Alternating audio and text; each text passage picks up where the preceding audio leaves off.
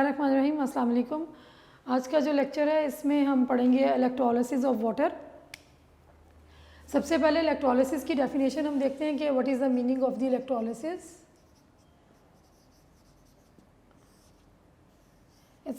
It is made up of two words. Electro means electric current और electricity, and lysis mean to decompose और break down or to decompose. So it is a process by which a substance it is decomposed into its components by passing an electric current through its solution form or its molten state. ऐसा process जिसमें कि एक substance या compound जो है वो उसको जिस चीज़ से वो बना होता है उसमें ब्रेकअप कर दिया जाए या डिकम्पोज कर दिया जाए। इलेक्ट्रिक करंट को हम पास करेंगे उसके सोल्यूशन से या फिर उसकी मोल्टन फॉर्म से। That process is known as the electrolysis, यानी कि the decomposition of the substance by into its components by passing an electric current through its solution और molten form is known as electrolysis. So it is the decomposition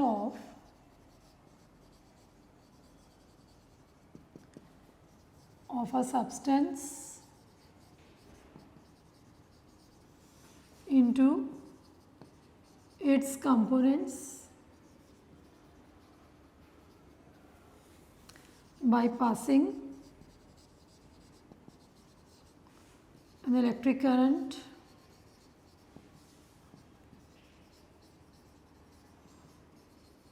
through its solution or molten form. That process is known as electrolysis. As the word itself indicates the meaning, electro means electric current and lysis means to decompose or to break down. So it's the decomposition of substance into its components by passing an electric current through its solution or its molten form. This process is known as electrolysis. Now the topic of today is the electrolysis of water. We are going to study the electrolysis of water. It means that water it is going to be decomposed into its constituent. Constituent means जिससे वो बना हुआ होगा उसकी decomposition हम पढ़ेंगे. Water it is decomposed into its constituent, that is hydrogen and oxygen, by passing an electric current. So come to the topic, electrolysis of water. So in the previous lecture we have studied about the electrolytes and the non-electrolytes. Electrolytes are the substances which allow the electric current to pass through them in the solution form or in the molten state. Those substances are called electrolytes. Then we have read about the strong and the weak electrolytes. The electrolytes which ionizes to some extent or to small extent and do not produce more ions, those substances are called weak electrolyte. So pure water is a very weak electrolyte. Pure water क्या होता है? It is a weak electrolyte.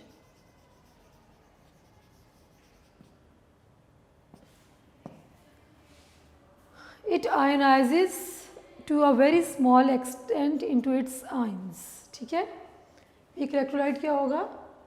Ionizes to small extent, or we can write it produces less ions. And water जो है ये किस में decompose होगा? It is decompose into H positive ions and OH negative ions. The concentration of the hydrogen ions and the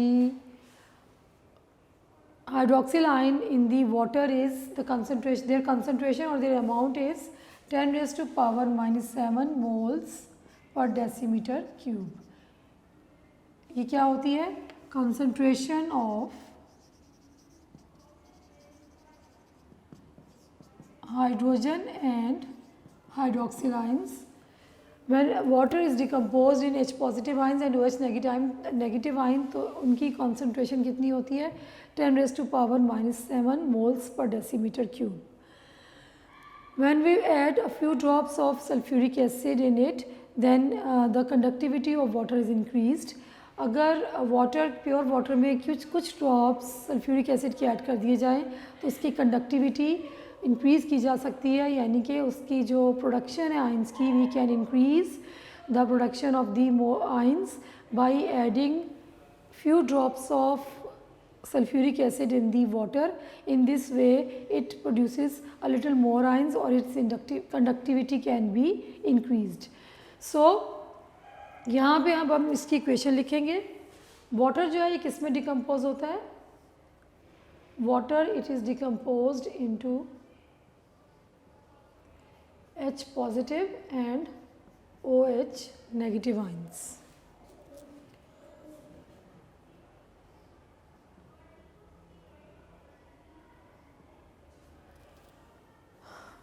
इसमें थोड़ी सी हमने इसमें क्या डालने हैं, एसिड डालना है ताकि इसकी कंडक्टिविटी जो है वो इंक्रीज़ हो सके.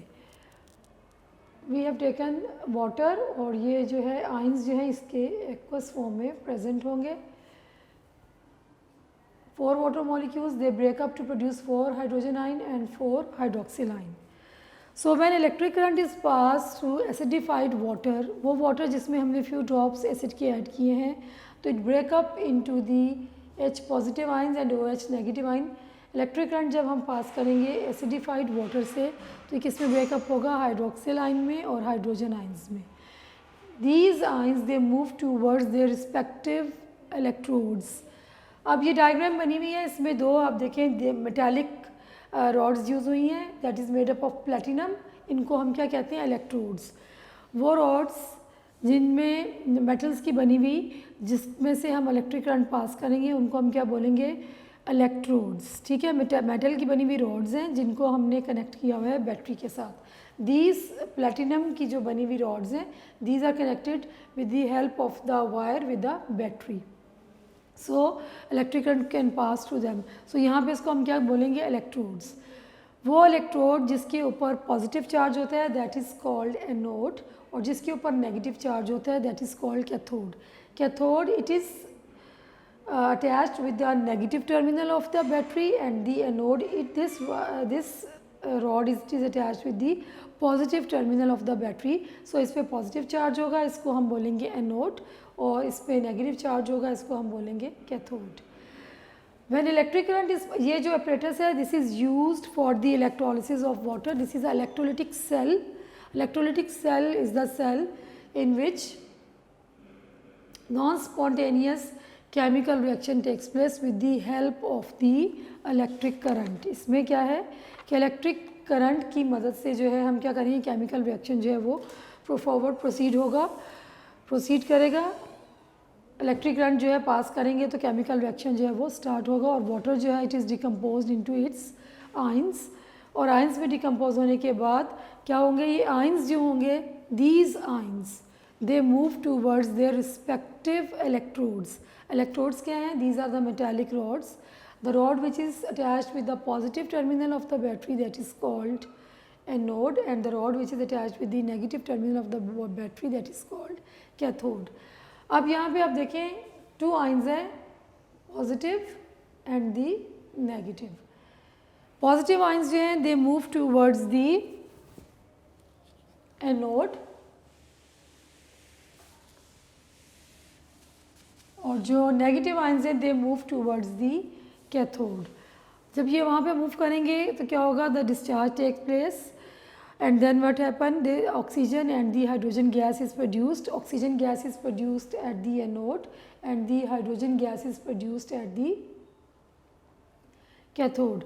सो आप पहले इसमें इंट्रोडक्शन लिखेंगे, इक्वेशन. उसके बाद आपने क्या लिखना है कि जो reaction when electric current is passed, the respective ions, that is the positively charged ions and the negatively charged ions, they move towards their respective electrodes. Positive ion it will move towards the cathode, and the negative ion they move towards positive ion they move towards the cathode and the negative ion they move towards the anode, and at these places anode and cathode discharge take place, and these ions they produce hydrogen and oxygen gas by the redox reaction. एक redox reaction होगा.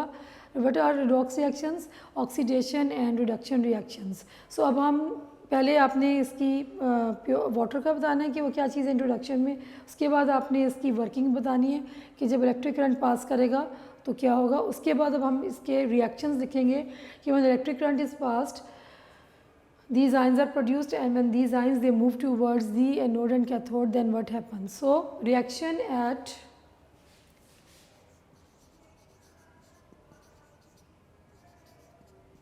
anode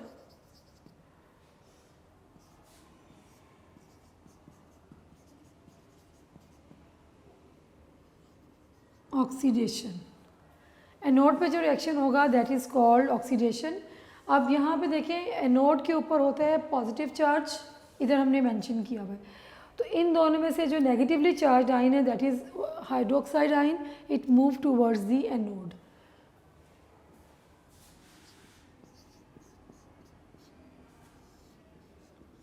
और ये क्या produce करेंगे? Oxygen gas, and the 4 electrons they are produced. So the removal, here we can see that in this reaction the electrons are being removed from these hydroxyl ions. So removal of electron is known as the oxidation reaction. So at anode oxidation reaction takes place. Now these electrons they move towards the cathode. अब हम लिखेंगे reaction at cathode.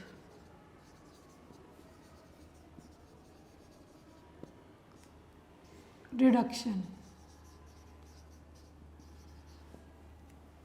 अब इस cathode के ऊपर negative charge होता है तो ये जो पॉजिटिव आयन है it moves towards the cathode 4H positive, और ये जो 4 इलेक्ट्रॉन्स जो हैं they move towards the cathode.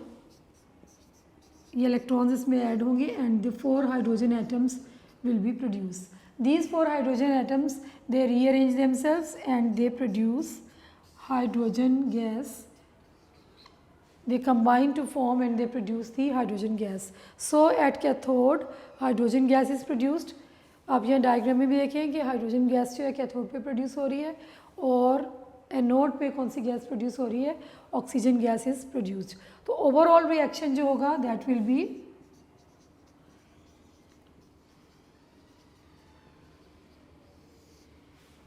हम क्या कर रहे थे? We are going to do the electrolysis of water. What is electrolysis? The decomposition of a compound और a substance into its components by passing an electric current. Here water is decomposed into its constituent or components by passing an electric current. तो इसमें हम क्या लिखेंगे? 2 water molecules, ये क्या बनाते हैं? H2 plus O2. So hydrogen gas and oxygen gas जो है ये प्रोड्यूस होगी. It is the decomposition of the water into hydrogen gas and oxygen. So in this way the electrolysis of the water is being carried out in this cell.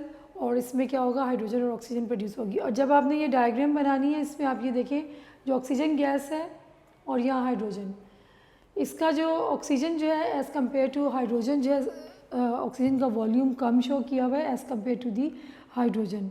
आपने भी ऐसे draw करना है. इसका रीज़न क्या है कि आप ये देखें water it is made up of 2 atoms of hydrogen and 1 atoms of oxygen. तो इसकी रेशो क्या होगी? 2:1. सो हाइड्रोजन जो है ये ज़्यादा है और as compare to the oxygen. So that's why जब आपने इसको बनाना है तो आपने हाइड्रोजन जो है उसको वॉल्यूम जो है ज़्यादा शो करना है और ऑक्सीजन जो है वो कम, क्योंकि हाइड्रोजन के 2 एटम्स जो हैं वो कंबाइन होते हैं with 1 atom of oxygen to produce the water. So very simple and important topic, बहुत दफ़ा ये बोर्ड में आ चुका है.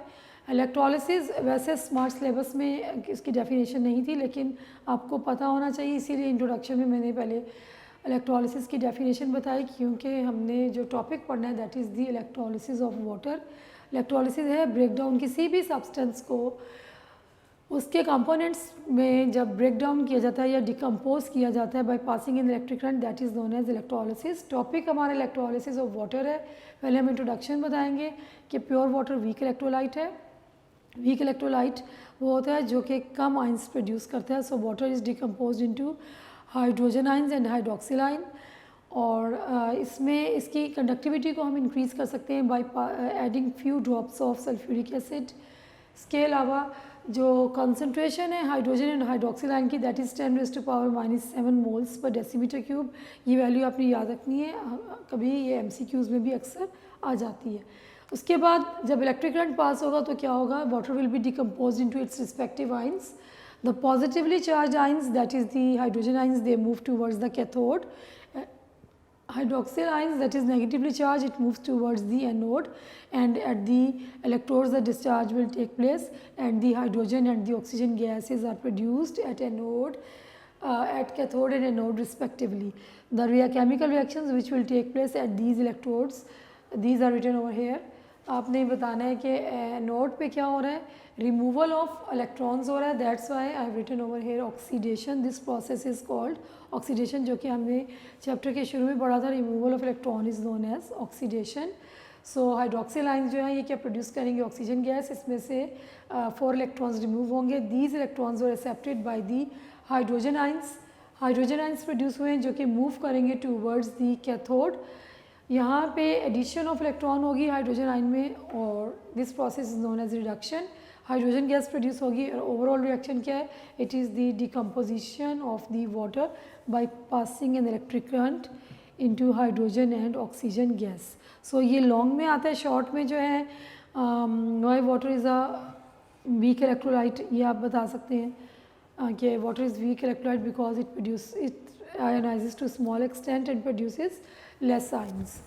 And how the conductivity of the water is increased by adding few drops of acid in it. उसके बाद concentration कितनी होती है हाइड्रोजन एंड हाइड्रोक्सिल आइंस की, ये भी शॉर्ट में आ सकता है, MCQs में आ सकता है। उसके बाद लॉन्ग में जो है वो कंप्लीट आएगा। आपने इंट्रोडक्शन, देन प्रोसेस, उसके बाद केमिकल रिएक्शंस, 3 हेडिंग्स बनानी है। इंट्रोडक्शन, देन केमिकल इक्वेशन आ जाएगी, देन प्रोसेस, और उसके बाद सेकंड पैराग्राफ है उस पर प्रोसेस लिखेंगे, और जो रिएक्शंस हैं उनसे ऊपर आप हेडिंग लगाएंगे chemical reactions taking place at anode and the cathode. Reaction at anode and reaction at cathode ये आप लिखेंगे, और साथ आपने डायग्राम बनानी है लॉन्ग क्वेश्चन में। सो this is very important topic regarding board point of view. आपने इसको एज ए लॉन्ग क्वेश्चन में कंप्लीट लिखना है, और शॉर्ट में जैसे आंसर क्वेश्चन पूछा होगा वैसे ही इसको आपने आंसर करना है। नेक्स्ट टॉपिक जो अब हम स्टार्ट करेंगे, that is corrosion and its prevention. So first of all the definition of the corrosion. Corrosion is the slow and continuous eating away of the metal by the surrounding medium. It is the slow and continuous eating away of metal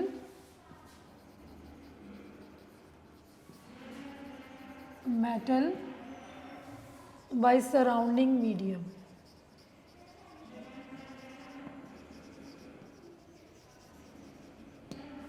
this process is known as corrosion. Metals जो हैं जो कि ख़राब हो जाती हैं, damage हो जाती हैं, क्यों होती हैं, due to the surrounding medium. उनके इर्द गिर्द जो भी एटमॉस्फेयर होता है, बहुत सारे रीजंस बनते हैं उस मेटल को डैमेज करने के। The damaging of the metal, उसका ख़राब हो जाना जो है वो क्या कहलाता है, कोराइन। इसलिए इसको हम कह रहे हैं इट इज़ अ स्लो, मतलब ये प्रोसेस जो है continuously, if it process starts it keep on taking place until कि हम उसको खुद से मेटल को सेव कर लें, प्रिकॉशनरी मेजर्स ले लें। अदरवाइज़ अगर हम मेटल को पड़ा रहने देते हैं एटमॉस्फेयर में तो क्या होता है कि इट कीप ऑन डिकेइंग और it keep on damaging. Also it is a slow and continuous process until the whole metal is eaten away, कि वो सारी की सारी जो मेटल जो है वो डिस्ट्रॉय, डैमेज हो जाती है, ख़राब हो जाती है। So this process is known as corrosion. अब क्या है कि ये कैसा रिएक्शन होता है, it is a redox chemical reaction. Reaction, redox reaction means जो हमने पहले पढ़ा है कि ये इधर क्या हो, कौन से रिएक्शंस होते हैं, oxidation and reduction reactions are involve in damaging the metal. और जो कंडीशंस जो होती हैं क्या होती है कि it take this process it takes place in the presence of moisture and air. यानी कि हमें क्या चीज़ चाहिए, water and oxygen in the air. यानी कि अगर नमी हो उस और एयर में ऑक्सीजन होती है, उसकी प्रेजेंस में ये प्रोसेस जो है ये होता है। और जितनी ही ज़्यादा मॉइस्चर होगा, जितना ज़्यादा मॉइस्चर होगा उतना ही ज़्यादा फास्टली ये प्रोसेस जो है ये कैरी ऑन होगा। So what is corrosion? It is the slow and the continuous eating away of the metal by the surrounding medium. It is a redox chemical reaction. और उसके बाद बताएंगे कि it takes place in the presence of the moisture and the oxygen present in the air. The common example is the rusting of the iron. अब हम इसमें पढ़ेंगे rusting of the iron कि how rusting of iron it takes place. अच्छा, corrosion is the general term, यानी कि corrosion हम use करते हैं ओवरऑल ऑल मेटल्स के लिए। But rusting it is a typical term और the word which is used for the corrosion of iron. Iron की corrosion को या आयरन के डैमेज होने को क्या बोलते हैं, रस्टिंग। जो उसके ऊपर डिपॉजिट होती है चीज़ रेडिश ब्राउन कलर की, उसको रस्ट कहते हैं। दैट्स वाई इस प्रोसेस को हम रस्टिंग ऑफ आयरन बोलेंगे, क्योंकि corrosion तमाम मेटल्स जो हैं उन पे इफ़ेक्ट होता है। उस जो इफेक्ट ऑफ एटमॉस्फेयर या सराउंडिंग मीडियम का इफेक्ट होगा मेटल्स के ऊपर, उसको corrosion कहेंगे। लेकिन जो टिपिकल टर्म यूज़ की जाती है आयरन की डैमेज होने की, corrosion की, that is called rusting of iron. So rusting of iron में भी आप ये बताएंगे कि ये क्या होता है, it is the eating away of the iron metal by the surrounding medium. The conditions which are required for the rusting of iron, कौन सी कंडीशंस चाहिए, मॉइस्ट एयर, ये लिख लें, या फिर आप इसको लिख सकते हैं moisture and oxygen. These are the two conditions which are necessary for the process of the rusting. अगर मॉइस्चर नहीं है, सिर्फ ऑक्सीजन प्रेजेंट है तो रस्टिंग का प्रोसेस नहीं होगा, और अगर मॉइस्चर है और ऑक्सीजन नहीं है तो जब भी रस्टिंग का प्रोसेस जो है वो नहीं होगा। So these two conditions they are necessary for the process of rusting. So आप जब इसको स्टार्ट करेंगे, लिखेंगे, तो आपने सबसे पहले हेडिंग लगानी रस्टिंग ऑफ आयरन, उसकी डेफिनेशन लिखनी है। उसके बाद आप हेडिंग लगाएंगे कंडीशंस। कंडीशंस क्या है, moisture and oxygen without in the absence of one condition, कि अगर ऑक्सीजन नहीं है तो जब भी रस्टिंग नहीं होगी, या अगर मॉइस्चर नहीं है जब भी रस्टिंग नहीं होगी। Now we are going to study the chemistry और the process in detail, process of rusting. ये नेक्स्ट हेडिंग आ जाएगी आपकी।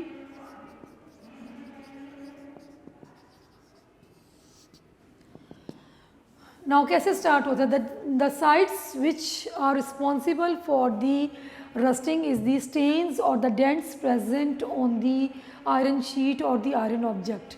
कोई भी आयरन की चीज़ है उसके ऊपर कोई भी स्टेन होगा या डेंट्स प्रेजेंट होंगे, कोई कहीं से टेढ़ा मेढ़ा हुआ होगा या कोई दाग धब्बा होगा। Those are the sites which are responsible for the process of the rusting to be started. अब इसमें आप लिखेंगे प्रोसेस रस्टिंग जब स्टार्ट होता है तो कौन सी जगह है जो कि जगह प्रोवाइड करती है इस प्रोसेस को स्टार्ट होने की, stains and dents on iron surface. These are the places from where the process of the rusting it starts. Now इस रीजन को क्या कहते हैं, एनोडिक रीजन। क्या बोलते हैं, एनोडिक रीजन, यानी कि ये एक इलेक्ट्रोलाइटिक सेल डेवलप हो जाता है। जैसे कि हमने यहाँ पे पढ़ा है रिडॉक्स रिएक्शन, एक सेल डेवलप हो जाएगा और वहाँ पे एनोड और कैथोड जो हैं वो प्रोड्यूस होंगे। वो रीजन जहाँ पे स्टेन्स या डेंट प्रेजेंट होता है उसको हम कहेंगे एनोडिक रीजन। और यहाँ से क्या होगा कि जो आयरन का पीस है it break up and the electrons are released and they move towards the surface और they spread in the whole sheet. और वो क्या करेंगे, इलेक्ट्रॉन्स दे मूव करेंगे in the area where there is more oxygen present. So anodic region is the place where the stains and the dents are present. तो anode पे reaction होगा, वहाँ पे थोड़ा सा जो जगह डैमेज हुई होगी वहाँ से आयरन मेटल में से इलेक्ट्रॉन रिलीज होंगे और वो मूव करेंगे towards the oxygen rich area which behave as cathode. So यहाँ पे हम रिएक्शन लिखेंगे, रिएक्शन एट एनोड. यहाँ आप हेडिंग लगा लें. कौन सा रिएक्शन होगा? Oxidation, removal of electrons. ये क्या रिएक्शन है? ब्रेकअप्स. और ये क्या हो जाएगा? 4 इलेक्ट्रॉन्स. आयरन में से इलेक्ट्रॉन्स जो हैं वो रिलीज होंगे और ये जो लॉस ऑफ इलेक्ट्रॉन है it will damage the surface of the iron. Now these free electrons move through iron sheet and reach the region where there is more oxygen or the concentration of the oxygen is more near this surface. और वो surface कौन सी होगी? जहाँ पे oxygen जो है ये surface यानी कि जो कि मीडियम यहाँ पे वाटर प्रेजेंट है, ये एटमॉस्फेयर में ह्यूमिडिटी होती है, वाटर प्रेजेंट होता है, तो सरफेस की तरफ जाएगी, ये इलेक्ट्रॉन्स ट्रैवल करेंगे. यहाँ ऑक्सीजन रिच एरिया होगा जहाँ पे ऑक्सीजन ज़्यादा प्रेजेंट होगी और ये वहाँ पे जाके क्या करेंगे? These electrons they reduce the oxygen in the presence of the hydrogen ion. तो प्रोसेस ऑफ रिडक्शन होगा एंड दी. अब क्या हम लिखेंगे कि कैथोड, ये तो एनोडिक रीजन हो गया. कैथोड जो होगा ऑक्सीजन रिच एरिया, ये क्या होगा? Cathodic region. Then what happen here? क्या होगा? रिएक्शन एट कैथोड हम लिखेंगे. Reaction at cathode. These electrons, ये जो यहाँ से रिलीज हुए हैं, they damage the iron sheet और iron object, they move towards the area which is rich in oxygen, उसको हम कैथोडिक रीजन कहेंगे. और रिएक्शन होगा cathode, that is the addition of electrons. और एडिशन ऑफ इलेक्ट्रॉन क्या कहलाती है? रिडक्शन. तो आप इस पर रिएक्शन लिखेंगे oxygen plus H positive plus electrons और यहाँ पे वाटर जो है वो प्रोड्यूस होगा. और ये एडिशन ऑफ ऑक्सीजन है, एडिशन ऑफ इलेक्ट्रॉन्स है. So this is known as reduction. इसको हम क्या बोलेंगे? रिडक्शन. अब ये जो हाइड्रोजन आयंस हैं ये क्या कहाँ से आए हैं? These hydrogen ions, the source of hydrogen ion, ये भी आप मेंशन कर लिए हेडिंग के साथ.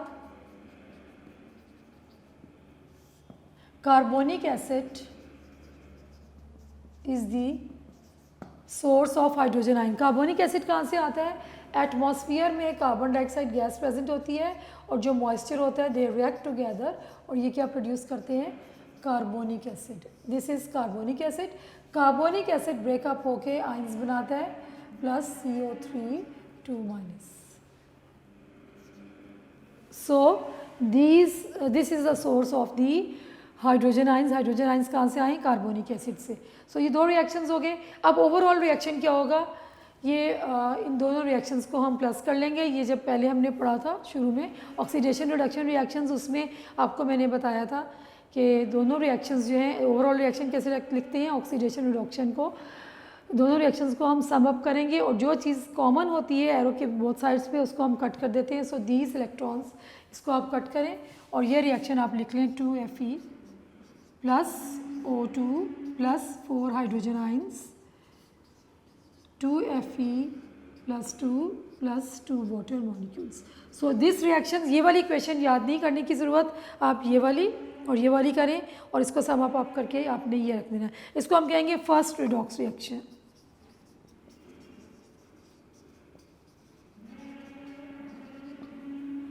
अब क्या होगा कि ये जो आयरन आइंस हैं ये जो यहाँ पे बन गए, ये क्या होगा? It spreads the whole sheet, this sheet of iron. यहाँ पे क्या होगा कि पूरे ये आइंस जो हैं ये स्प्रेड हो जाएंगे और क्या होगा कि they reacts with the in the surrounding medium. Surrounding medium यानी कि जो मॉइस्चर होगा and they react with the oxygen to form the rust. ठीक है. अब हम लिखेंगे यहाँ पे सेकेंड रिडॉक्स रिएक्शन. यहाँ लिख लेते हैं, इसको मिटा के.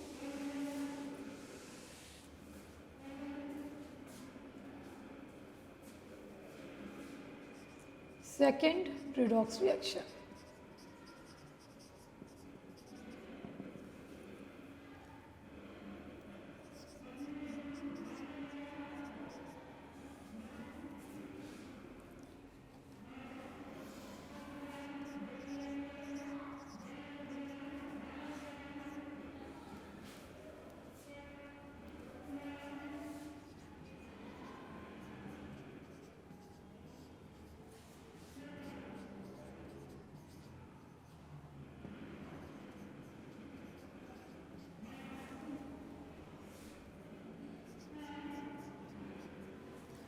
So this is the second redox reaction. क्या होगा कि this is known as the rust.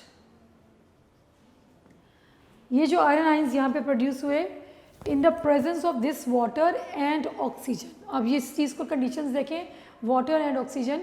ये आयरन आइन जो यहाँ पे प्रोड्यूस हुए जब ऑक्सीडेशन और रिडक्शन रिएक्शंस हुए, यानी कि दोनों ऑक्सीडेशन भी हो रही है और रिडक्शन भी हो रही है, तो यहाँ पे क्या होगा, आयरन आइंस प्रोड्यूस होंगे, ये स्प्रेड हो जाएंगे होल शीट में. And in the presence of oxygen and the water और द मॉइस्चर क्या करेंगे, ये दे फॉर्म अ सॉल्ट. और ये क्या बनाएंगे, iron oxide with dot and water molecules. So this is the rust. अब ये क्या होगा, this is the rust layer is porous. ये क्या होती है, पोरस इन नेचर होती है. सो इट स्प्रेड्स the whole sheet or it damages the whole sheet once this process is started. और अगर उसको प्रोटेक्ट ना किया जाए तो it keep on taking place until the whole metal is eaten away or it is damaged, or it will be broken down into small iron pieces और rusted PCs होंगे जो कि रेडिश ब्राउन कलर के होते हैं. आपने अक्सर देखा होगा कि पूरी की पूरी मेटल जो है जितनी भी बड़ी हो, शीट हो या कोई चेयर हो या विंडो हो या गेट हो, कोई भी चीज़ जो आयरन की बनी होगी, अगर उसकी प्रोटेक्शन नहीं की जाए तो once the process is started it keep on damaging the metal until the whole metal is damage. So ये जो रस्ट होता है it is very dangerous once the process started because it is porous. और ये जो है spread हो जाता है, इट कीप ऑन डिकेइंग और डैमेजिंग द मेटल और until the whole metal is eaten away. So ये प्रोसेस जो है ये इसमें जब आएगा आपको शॉर्ट में आएगा व्हाट इज़ रस्टिंग, तो आपने डेफिनेशन लिखनी है. ये भी आता है what are the conditions of the rusting of iron. It is the eaten away of the iron metal by the surrounding medium, and the conditions necessary for this process is the presence of oxygen and water or the moisture. और इसके अलावा अगर overall Quervain आता है तो आप देंगे it is the continuous slow and continuous process of eating away of the metal by the surrounding medium. उसमें भी मॉइस्चर और एयर की प्रेजेंस ज़रूरी होती है. और उसमें आप बताएंगे कि that is the redox chemical reaction. अगर हम रस्टिंग ऑफ आयरन की बात करेंगे तो उसमें आपने आयरन का बताना है. It is a typical term used for the corrosion of iron is known as the rusting of the iron. Short में ये लिखेंगे. और फिर ये भी आता है व्हाट इज़ रस्ट, तो आप बताएंगे रस्ट क्या होता है कि द जो आयरन आयन जो है ये सराउंड स्प्रेड हो जाते हैं और ऑक्सीजन से रिएक्ट करके एक सॉल्ट बनाते हैं. The formula of the salt is Fe2O3 and dot and water molecule. ये क्या होगा, ferric oxide with water molecules. This is the formula of the rust. ये MCQs में भी आ जाता है कि फार्मूला क्या है रस्ट का, इसको आपने याद करना है. ये व्हाट इज़ रस्ट, तो आप बताएंगे Fe2O3 dot and water molecules. ये क्या है rust and how it is formed by the reaction of the iron ion with oxygen in the presence of water. Rust is produced. It is reddish brown in colour. और क्या बताएंगे कि it is porous in nature. If it is not prevented then the process of the corrosion it is continued till the whole metal is eaten away. फिर अपने rusting of iron की definition लिखनी है शुरू में. फिर अपने प्रोसेस बताना है, उसमें एनोड का रीजन बताना है, फिर रिएक्शन एट एनोड, फिर कैथोड का रीजन बताना है, फिर रिएक्शन एट कैथोड. यहाँ पे क्या होती है कि ऑक्सीजन रिड्यूस होती है by the addition of the electrons. और हाइड्रोजन आयन की प्रेजेंस में हाइड्रोजन आयन का सोर्स क्या है, कार्बोनिक एसिड. कार्बोनिक एसिड कैसे कहाँ से आता है, एटमॉस्फेयर में कार्बन डाइऑक्साइड प्रेजेंट होती है, मॉइस्चर प्रेजेंट होता है. कार्बन डाइऑक्साइड वाटर में डिज़ोल्व होकर कार्बोनिक एसिड प्रोड्यूस करती है. कार्बोनिक एसिड जो है वो डिसोसिएट हो जाता है और वो क्या बनाता है, हाइड्रोजन आयंस, और हाइड्रोजन आयंस की प्रेजेंस में रिएक्शन होता है। फिर इन दोनों को सम अप करके आप ओवरऑल रिएक्शन लिखेंगे, this is known as first redox reaction.